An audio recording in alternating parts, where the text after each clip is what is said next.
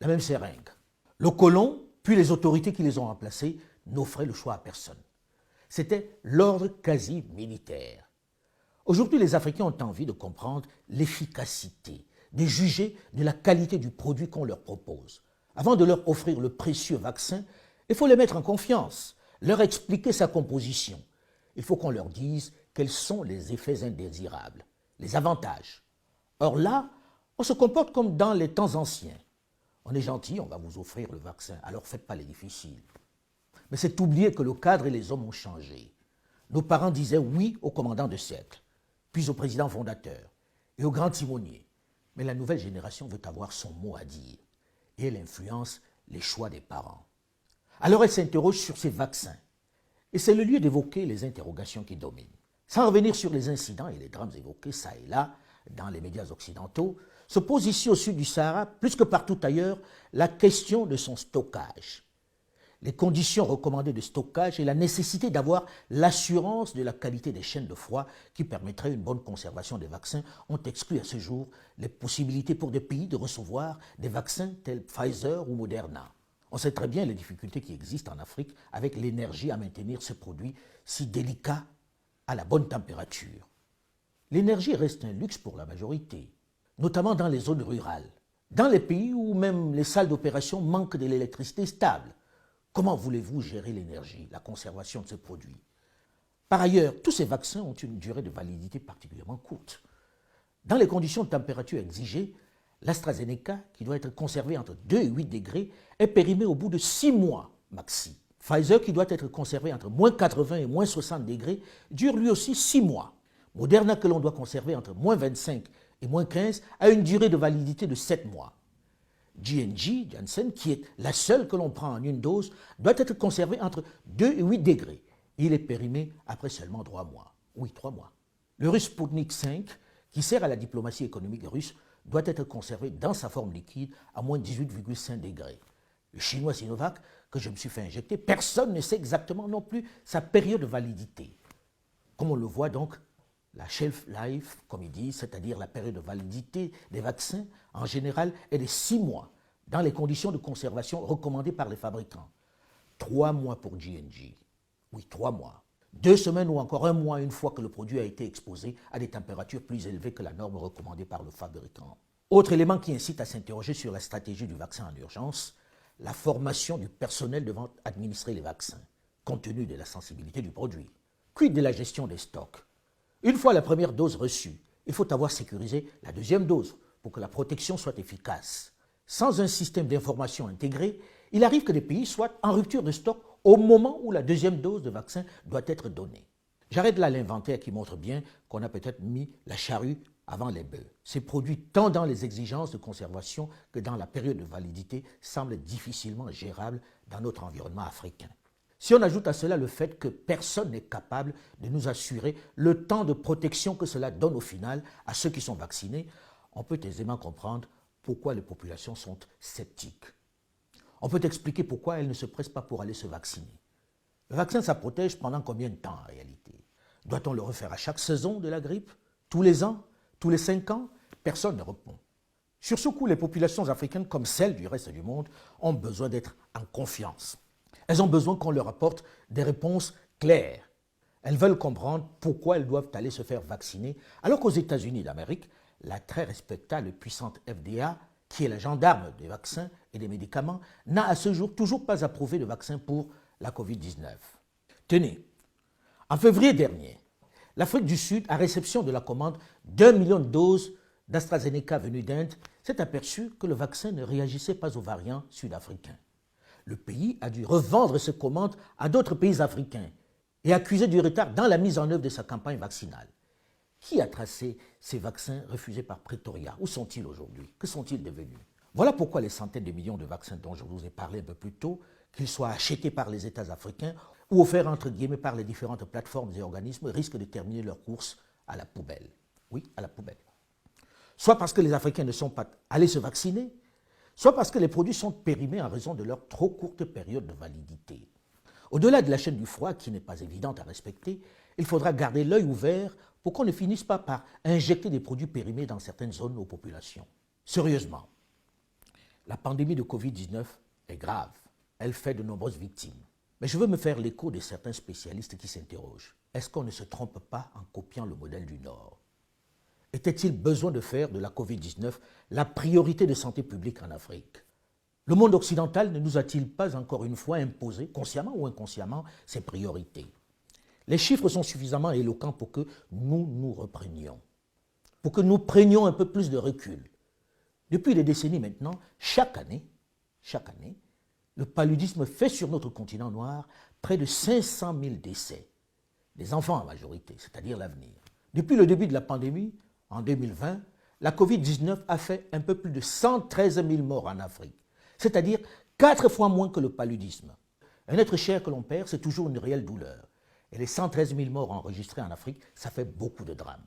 Mais si l'on doit avoir une priorité, si une puissance, un organisme international veut vraiment apporter son soutien à l'Afrique de façon efficace et rationnelle, n'est-ce pas d'abord en éradiquant cette maladie qui tue plus que tout, le paludisme? Selon tous les spécialistes, son éradication est beaucoup moins coûteuse que celle de la Covid-19. Et lorsqu'on regarde les impressionnants moyens dépensés pour la Covid-19 en un an, on se dit que si la même volonté avait animé les dirigeants du monde, on ne parlerait plus de paludisme qu'au passé. En 2019, le financement total de la lutte contre le paludisme a atteint 3 milliards de dollars des États-Unis d'Amérique, alors que l'objectif mondial était de 5,6 milliards de dollars. Les déficits de financement ont entraîné de graves difficultés d'accès à des outils de lutte contre le paludisme dont l'efficacité est prouvée. Ce montant, vous l'aurez remarqué, est largement inférieur à celui dépensé chaque jour depuis un an pour lutter contre la propagation de la Covid-19. Comme l'expliquent des spécialistes africains du paludisme, avec l'arrivée du coronavirus, de nombreux États africains ont fermé leurs frontières, bouclé des provinces et des villes. Cette action, aussi importante qu'elle soit pour la Covid-19, a retardé ou compromis les livraisons de matériel de prévention, dont les moustiquaires. Dans plusieurs États africains, les campagnes de prévention ont été complètement suspendues. Et ces fermetures ont aussi compliqué l'accès aux soins. Et chacun a noté la ressemblance de certains symptômes de deux maladies, le paludisme et la Covid, la fièvre notamment. D'où l'utilité de tester des patients fiévreux, pas uniquement pour la Covid-19, mais aussi pour le paludisme, comme cela se faisait. À ces entraves liées aux restrictions de mobilité s'ajoute le facteur peur. Les personnes en crise de paludisme ont été, et sont encore nombreux, à renoncer à franchir le seuil d'un centre hospitalier par crainte d'être contaminé ou assimilé à un patient Covid. La perte de temps actuelle dans les livraisons des moustiquaires ou dans l'octroi des médicaments de prévention pourrait se révéler très problématique pour une raison de calendrier. Tenez, une vingtaine de pays africains vont entrer bientôt dans un pic saisonnier de malaria. Il faut préciser qu'il y a un pic annuel vers juillet, août, septembre. Il pourrait avoir lieu à peu près en même temps que celui du coronavirus. Donc si les États maintiennent leur réponse de fermeture des frontières, si la prévention, les distributions n'ont pas lieu d'ici là, on court à la catastrophe. Une catastrophe qui se traduirait par une forte hausse du nombre de morts jusqu'au double, soit 700 000 morts de paludisme cette année, selon le scénario le plus pessimiste, du jamais vu depuis 20 ans. C'est-à-dire presque 7 fois ceux morts directement de la Covid. Ça fait quand même beaucoup de victimes collatérales de la Covid-19, non? Ce n'est pas tout. Non. Une autre grave menace qui fait chaque année des millions de morts sur notre continent et qui est plus facilement éradicable est aggravée par cette priorisation de la Covid-19. La malnutrition et la faim. Avec la pandémie, des millions de personnes n'ont pas pu accéder à une alimentation saine et équilibrée depuis le début de la crise. Les restrictions de déplacement ou les mesures de confinement ont parfois limité l'accès aux denrées alimentaires dans des pays où la population souffre déjà de malnutrition. Le PAM prévoit que 265 millions de personnes seront en situation d'insécurité alimentaire. Près d'1,5 million d'enfants risquent de mourir de la famine cette année en Afrique, selon un bilan dressé par le Fonds des Nations Unies pour l'enfance, l'UNICEF. Ces enfants menacés par la famine sont notamment au Nigeria, en Somalie, au Soudan du Sud. Lundi, le gouvernement du Soudan du Sud a d'ailleurs officiellement déclaré l'état de famine dans plusieurs zones du pays. Et les Nations Unies réclament à la communauté internationale 4,4 milliards de dollars d'ici juillet pour acheminer de l'aide au Nigeria, au Yémen, au Soudan du Sud et en Somalie. Dans ces pays, plus de 20 millions de personnes sont confrontées à la faim ou à la famine. 20 millions. Selon David Beasley, directeur du PAM, le Programme alimentaire mondial, les enfants sont aussi particulièrement touchés par le manque de nourriture. près de 370 millions d'enfants manquent un repas équilibré à l'école à cause des mesures de confinement. Oui. Si nous ne pouvons pas venir en aide aux personnes victimes de la faim, notre analyse montre que 300 000 personnes pourraient mourir de faim chaque jour après une période de 3 mois, a déclaré Bisley. Le rapport sur les crises alimentaires mondiales de 2020 suggère que dans les pays les plus touchés par la faim et la pauvreté, notamment en Afrique et au Moyen-Orient, il y aura plus de victimes de conséquences économiques du Covid-19 que du virus lui-même. Ce n'est pas moi qui le dis, c'est le directeur du Programme alimentaire mondial. Alors à nos dirigeants de revoir leurs priorités, aux grands dirigeants des grandes puissances du monde de nous accompagner, de comprendre que nous redoutons certes la pandémie de la Covid-19, mais qu'elle est beaucoup moins meurtrière chez nous que le paludisme. Ce qui est vrai pour eux ne l'est pas forcément pour nous. Une sagesse populaire devrait un peu plus les inspirer. Vérité en deçà des Pyrénées, erreur au-delà. La diplomatie des vaccins, qui au passage sert à concilier les liens commerciaux, ne doit pas nous détourner de nos urgences. Cet enfant aurait plus de chances de survivre s'il souffrait plutôt de la Covid-19. Là, il va malheureusement servir de repas aux vautours. Ils sont ainsi des millions à mourir dans le silence le plus assourdissant, sans susciter les grands débats à la télévision. Pourtant, au regard des excédents de nourriture et de production que l'on est obligé de jeter, on pourrait y mettre un terme et rapidement.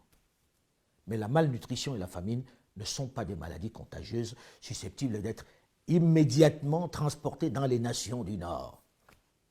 Elle ne frappe pas non plus nos dirigeants africains qui ne les voient trop souvent que sur quelques médias occidentaux. Choisis ta priorité. Nous consacrerons d'ailleurs bientôt une chronique à cette immense tragédie, cette insulte à notre humanité que sont la malnutrition et la famine. Un fléau qui pourrait aisément être éradiqué.